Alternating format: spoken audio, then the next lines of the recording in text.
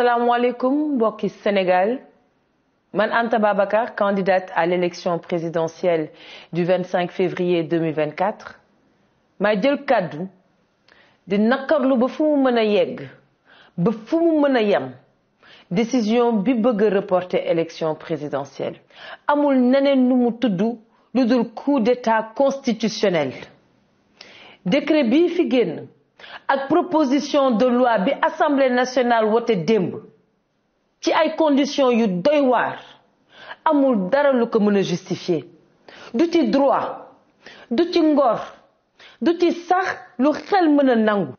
loolu bëgg a dëj Sénégal ci cin gu jàpp salfaañe jàmm ak dal gi ñu sàkku ci suñu réew dara lalu ko lu dul njuuj njaaj jaay doole ngir continuer di noot sénégalais yi ndax nag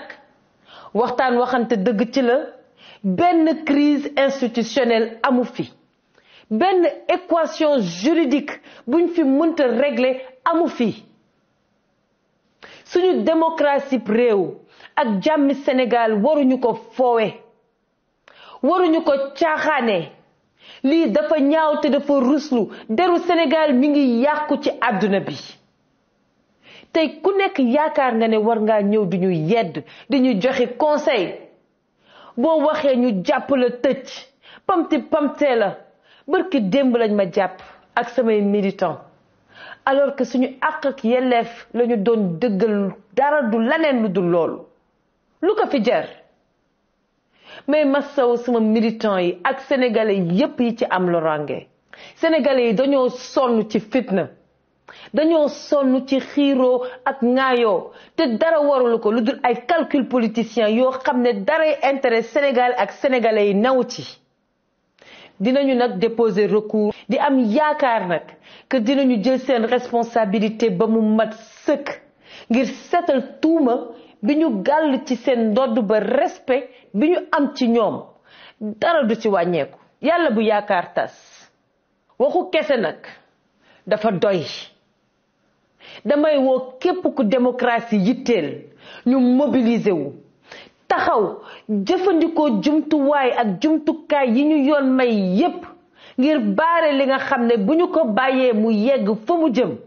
dina fa am kër te du toxu te du mësta toxu élection présidentielle 15 décembre sax du ko fi def sénégalais yi seconde duñu ko maye ci suñu démocratie Sénégal mérité wul ñuy nappaaje taaru démocratie wam bi nga xam ne moom lañ koy kañee fépp ci àdduna bi président Macky Sall déglul baatu sénégalais yi déglul kàddu kilifa diine yi déglul artu communauté internationale bi jot nañu taxaw temm aar suñu constitution ak suñuy valeur jot na Sénégal ñu teg ko ci ay loxo yu bees ngir ay doxalin yu bees yu mucc ayib jot na ñu jël suñuy responsabilité défendre suñu démocratie ak suñu dignité réew ndaxte luy jot na le temps de la relève est définitivement arrivé wasalaam